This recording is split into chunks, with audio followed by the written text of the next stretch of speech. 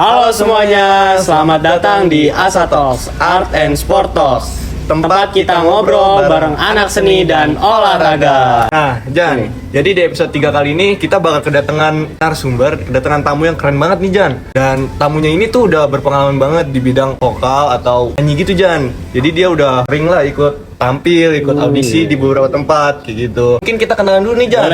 Boleh, dari lu, Jan. Coba dari gue ya. Halo semuanya, kenalin nama gue Razan Rabani Rieko, biasa dipanggil Razan. Gue dari Fakultas Teknik Angkatan 23. Halo semuanya, kenalin nama gue Fadel Muhammad, biasa dipanggil Fadel dari Fakultas Kedokteran Angkatan 23. Dan kali ini gue bakal jadi host Asa Talks episode 3 ditemanin sama Rajan. Gimana ini, Jan? Mungkin boleh lanjut kali ya? Penasaran juga kan? Sama boleh aja. Langsung kita panggil ya? Ya, 1, 2, 3. Nah ini udah hadir narasumber kita kali ini. Mungkin boleh perkenalan dulu. Oke, halo semuanya. Perkenalkan, aku Rahel Varial dari Fakultas Kedokteran. Oke, Cel. Jadi kalau yang gue dengar dan gue tahu, kalau lu tuh sebenarnya tertarik banget nih di bidang nyanyi atau tarik suara gitu. Pertama-tama gue mau nanya, alasan lu atau kenapa sih lu bisa suka gitu sama nyanyi gitu? Iya. Aku tuh awalnya, jujur dari kecil itu sebenarnya nggak bisa nyanyi. Itu fun fact, aku nggak bisa nyanyi awalnya. Tapi pas udah SD itu mulai yang kayak udah kelihatan gitu loh bakat-bakatnya. Dan akhirnya keluarga aku tuh ikutin aku les, kayak kursus vokal gitu. Siapa tahu itu bisa jadi sebenarnya buat nyalurin hobi aja sih. Terus mulai saat itu aku ikut kayak pentas-pentas di kelas-kelas kayak dulu ada Porseni, tau Porseni nggak sih? Iya, Porseni di SD. Jadi akhirnya aku kayak ikut-ikutan dan mulai kayak suka deh gitu. Jadi dari situ tuh lu mulai tertarik nih. Betul. Nah, yang gue tahu juga nih, Cel, lu tuh kan agak menseriuskan hobi ini kan? Iya. Hobi nyanyi ini. Itu kapan sih momen pertama kali lu nganggep kalau nyanyi ini tuh bisa jadi lebih dari sekadar hobi nih, bisa lu seriusin gitu? Sebenarnya itu dari SD itu belum ada pikiran kayak sampai kelas 5 SD. Itu tuh belum ada pikiran kayak mau diseriusin deh, kayak gue seriusin aja. Tapi pas pokoknya kelas 5 aku ikut audisi pertama kali, tapi nggak lolos dan itu nggak sampai part TV. Terus yang kedua akhirnya aku ikut audisi dan itu lolos, dan dari situ itu akhirnya kayak ngebuka jalan buat kayak ikut manggung, ikut off air, on air dan lain-lain. Terus akhirnya kayaknya ini hobi yang kalau bisa diseriusin tuh bisa nambahin uang jajan gitu. Ngomong-ngomong soal audisi nih, kalau boleh tahu nih, tadi kan ada 2 audisi ya? Betul. Kalau boleh tahu nih, audisi 1 sama audisi 2 tuh apa sih? Coba. Audisi pertama tuh Idola Cilik. Idola Cilik. Tapi nggak lolos sampai TV. Sampai yang kedua itu The Voice Kids Indonesia season 1 2016 lolos sampai Battle Round. Wah, keren banget. Gak nyangka gue kalau lu sempat ikut di audisi The Voice Kids. Sempat masuk TV lagi ya. Keren sih. Apalagi waktu masih SD gitu kan. Itu. Terbilang lu masih kecil lah. Betul. Nah, itu boleh diceritain sedikit gak sih gimana tuh teman lu pas ikut audisi The Voice Kids awalnya? Pas ikut sih awalnya, ini aku ingat banget maghrib itu tuh aku lagi nonton TV terus ada daftarkan dirimu, ya kan suka ada kayak gitu kan, The Voice Kids Indonesia, betul. Nah di The Voice itu angkatan pertama, jadi tuh di Indonesia belum ada The Voice Kids Indonesia, The Voice-nya tuh udah ada tapi yang kidsnya belum. Dan aku tuh penasaran sama kursi muter-muter itu, The Voice kan kursi muter ya. Terus aku ngomong ke nenek aku, "Nek, kayaknya Rah mau ikut The Voice deh." Terus kata nenek kayak ikut aja, paling juga nggak lolos soalnya emang suara aku tuh bukan suara yang berteknik yang bisa menggelegar gitu, tapi ya suara nyanyi aja gitu. Dianterin sama tante buat audisi, ternyata yang sebelum TV itu lolos dan aku ditelepon sama pihak TV untuk lanjutin audisi di blind audition itu. Pas blind audition itu berarti lolos kan masuk ke Battle Round? Iya betul. Blind audition kan ada 3 juri kemarin. Ada Coach Agnes, Coach Tulus, sama Coach Baby Romeo. Pas lagi awal audisi itu kita kan ada karantina. Itu sebenarnya aku tuh kayak pede gitu loh, karena teman-teman tuh yang benar-benar ikut tes vokal dan sudah kayak ada yang internasional, yang ikut lomba kemana-mana. Dan aku tuh emang karena dari awalnya tuh hobi, jadi nggak yang ikut lomba ini, jadi kayak cuma sekedar hobi. Dan akhirnya udah coba aja dulu kata nenek Bismillah. Ternyata pas lagi syuting, pas lagi tapping itu 3-tiganya muter. Padahal awalnya aku maunya Coach Tulus, tapi Coach Agnes, Coach Baby sama Coach Tulus itu 3-tiga muter. Terus Coach Agnes di situ muluk aku, akhirnya aku kayak ya udah aku sama Coach Agnes aja. Berarti setelah milih Coach Agnes itu berarti sempet latihan tuh sama Coach Agnes. Iya, waktu itu sama Coach Agnes sama dibantu sama Ahmad Dhani. Betul. Berapa lama sih tuh masa latihan itu?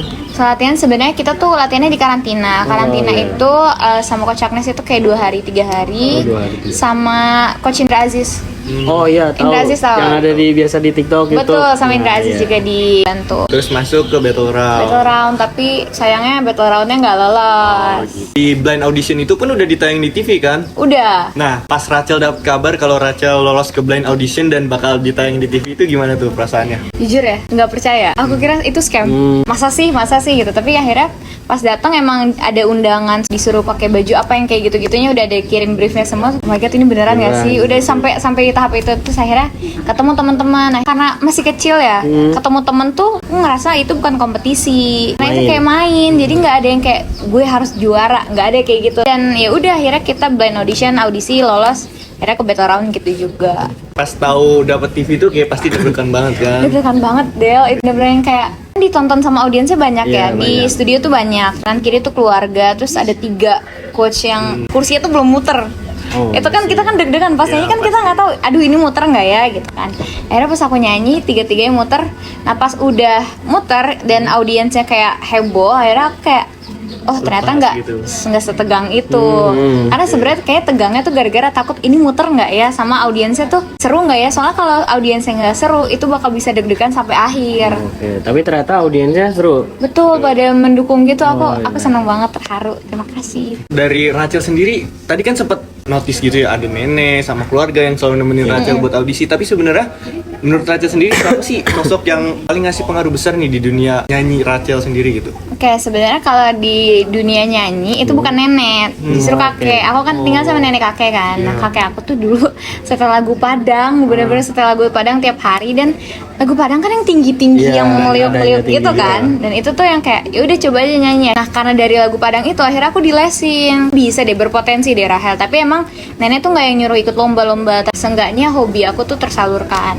Jadi emang buat hobi awalnya gitu Betul. ya. Tapi di situ nenek sama keluarga pasti tetap Pasti nemenin dong, tetap, tetap dukung. tetap. Soal The Voice Kids boleh ditampilin gak nih di sini? Iya, videonya. Boleh. Mungkin kan Boleh. penonton juga Malu. Iya, banyak yang nggak kan tahu. penonton kan penasaran Boleh juga nih. Penasaran, bener. Kalian bisa lihat nih videonya, Ntar cuplikannya di videonya ya. sini.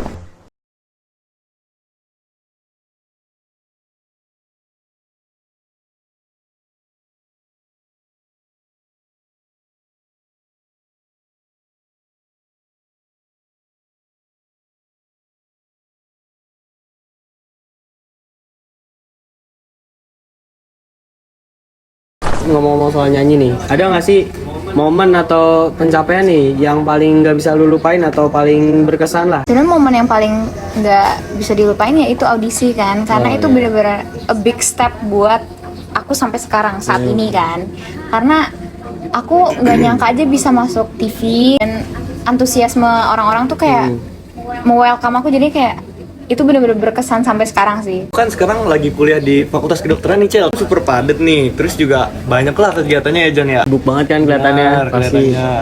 Nah, itu gimana sih lu ngebagi waktu antara kuliah di FK sama nyanyi? Caranya adalah aku sebenarnya dari SMP SMA juga udah menerapkan ini. Kalau aku itu weekend untuk hari libur itu kalau mau nyanyi di situ. Kalau di weekday itu aku nggak bakal nerima. Bahkan ada beberapa yang aku tolak karena tawarannya itu di weekday.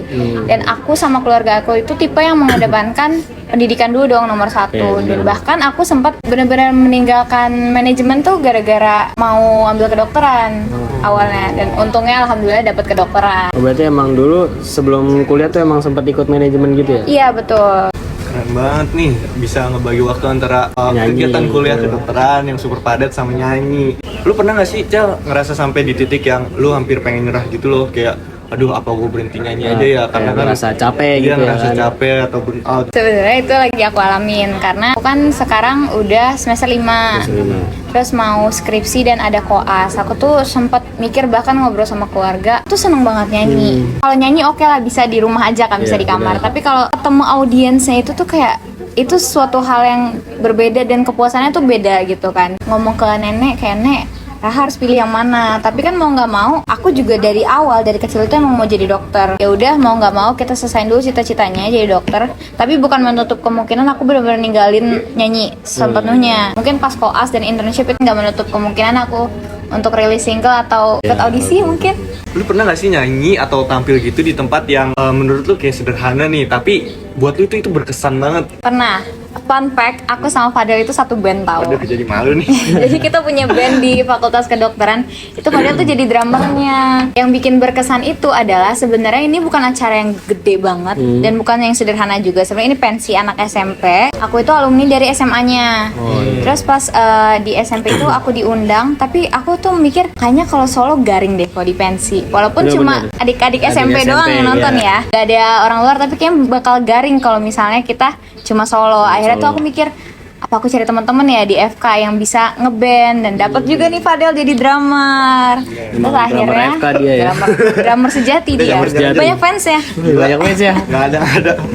Terus habis itu kita manggung dan itu benar-benar atmosfernya keren banget ya dia. Walaupun anak SMP bener-bener keren banget dan acaranya juga keren banget. Semuanya pada nyanyi, pada teriak-teriak nama Fadel, itu beneran teriak-teriak nama Fadel. Emang Fadel sih. Itu nggak beneran. Ya udah, dan itu bikin berkesan karena itu manggung pertama kita bareng-bareng dari band FK itu. Pas gue rasain waktu itu juga emang audiensnya tuh Seru, kan? antusias banget, seru. Benar, nyanyi semua. Jujur. Kita udah ngomong panjang lebar nih Cel, mengenai nyanyi sama kesibukan lu pas kuliah gitu-gitu. Nah, kalau lu ada nih mungkin salah satu penonton kita yang lagi ragu ya Jan, Ya, betul. lagi ragu atau lagi bingung tentang passionnya atau hobinya, terutama di bidang nyanyi ini gitu, antara kayak gue bisa nggak sih nerusin hobi gue kayak penyanyi ini, atau mereka lagi punya kesibukan lain juga nih. Mungkin lu bisa kasih pesan nih buat mereka gimana tuh? Kita coba aja, terus kalau gagal itu jangan patah semangat untuk nyoba lagi, karena terbukti aku audisi kan 2 kali kan. Iya, 2 kali. Walaupun itu hobi tapi kayak ada rasa untuk mau tahu bisa nggak sih kita. Dan kalau ternyata udah bisa kan kita nggak tahu jalan ke depannya apakah itu bakal tersupport atau enggak. Yang penting coba aja dulu dan pede sih, yang penting pede.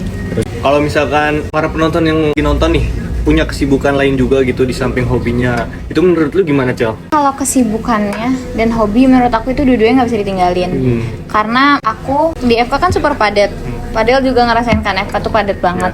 Jadi tuh menurut aku kalau aku burn out atau lagi stres itu sebenarnya larinya nyanyi sih. Bahkan kita pernah latihan band walaupun nggak ada jadwal manggung kan. Itu tuh karena kayak emang kita senang. Jadinya kalau kita udah nyanyi atau ngeband itu benar-benar jadi stress release gitu loh. Jadi kan tadi kita udah ngobrol banyak nih ya. Betul. Soal nyanyi, terus kehidupan lu segala macam. Nah, coba dong, gue pengen tahu nih komentar lu sama kesan pesan nih buat Asa Talks ini tuh apa sih? Aku mau terima kasih banyak buat BEM UPN VJ dan Asa Talk sudah ngundang aku di sini. sama-sama. Kesan aku seru banget ngobrolnya. Aku benar-benar lepas karena hostnya juga seru dan hostnya ngelit banget. Lu jadi malu Jan.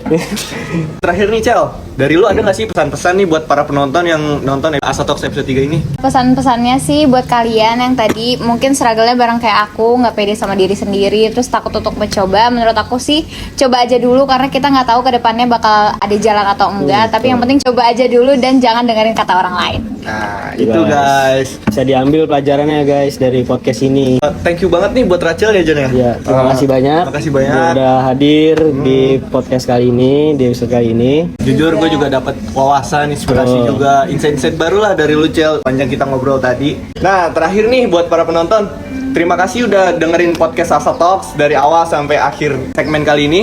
Jangan lupa buat subscribe YouTube BEM UPN VJ dan juga follow Instagram BEM UPN VJ. Dari kita berdua ada nih sedikit bingkisan lah buat Rachel. Boleh dibuka. Boleh dibuka Aduh, Kak terima Rachel. kasih.